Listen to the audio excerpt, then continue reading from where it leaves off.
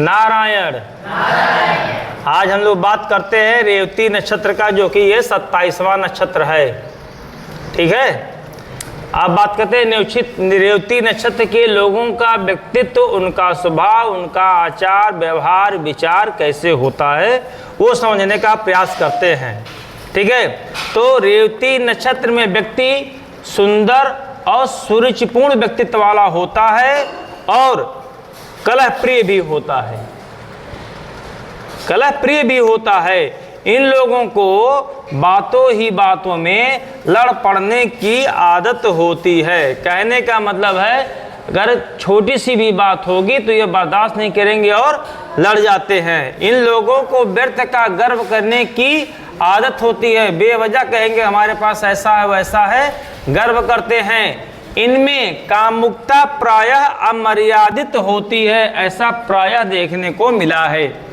यदि रेवती नक्षत्र का चंद्रमा पंचम स्थान में स्थित हो तो इन लोगों की कई पुत्रों की चाह केवल चाह ही रह जाती है। कहने का मतलब है, बहुत ज़्यादा इनके संतान नहीं होते हैं, 1 से 2 बस, इतना आज के समय में इतना भी पर्याप्त है।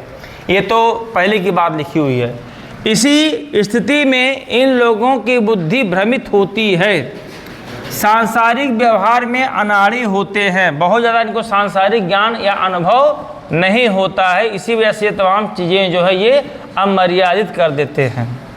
ये जीवन भर फूटे बर्तन में पानी भरते रहते हैं तथा बर्तन ना भर पाने का दोष किस्मत को देते रहते हैं। यह एक मुहावरा है। कहने का मतलब है कि ऐसे लोग व्यर्थ का भाग दौड़ करते हैं अपने जीवन में, और जब सक्सेस नहीं होते हैं तो वो किस्मत को दोष देते हैं कि हमारी किस्मत ही फूटी हुई है, इसीलिए हम आज प्रोग्रेस नहीं कर पा रहे हैं। जबकि सही मामले में वो सही दिशा में काम नहीं कर पा रहे हैं। फिर लिखा है, तो पराशर जी जो थे, तो पराशर जी कहते हैं कि ये लोग सारा धन खा जाते हैं, अर्थात इन्हें आमदनी से अधिक खर्च करने की आदत पड़ जाती है। कारण क्या है? इनकम तो कम रहती है, पर जो खर्चे हैं वो वही रहते हैं। और आज का जो समय है सबके साथ लगभग वही हो रहा है कि आमदनी कम खर्चा ज़्यादा। फिर है, घूमने फिरने का शौक भी इन लोगों को बहुत होता है। ये लोग अच्छे खानदान से संबंध रखते हैं, लेकिन स्वयं भी वैसे ही हों यह आवश्यक नहीं है। इनके खानदान के लोग अच्छे हैं, लेकिन ये अपने आप को मेंटेन रख पाते कि नहीं, ये बहुत बड़ी बात है। ठीक है।